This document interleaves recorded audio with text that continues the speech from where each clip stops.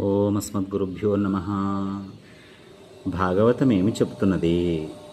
అర్థోయం బ్రహ్మసూత్రాణం. బ్రహ్మసూత్రములు శ్రీ వేదవ్యాస మహర్షి రచించిన బ్రహ్మసూత్రములకు అర్థాన్ని వివరిస్తున్నది. సర్వోపనిషదామపి, సర్వ ఉపనిషత్తుల యొక్క సారాంశాన్ని చెప్పుచున్నది. గాయత్రీ మంత్రానికి భాష్యాన్ని తెలుపుతున్నది.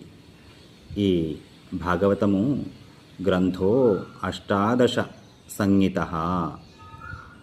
18,000 శ్లోకాలతోటి ఉన్న ఈ భాగవతము బ్రహ్మసూత్రములకు భాష్యాన్ని, ఉపనిషత్తుల సారాంశాన్ని, గాయత్రీ మంత్రం యొక్క వ్యాఖ్యానమును చెప్తున్నది అని చెప్తున్నారన్నమాట మన పెద్దలు. అర్థోయం బ్రహ్మసూత్రాణం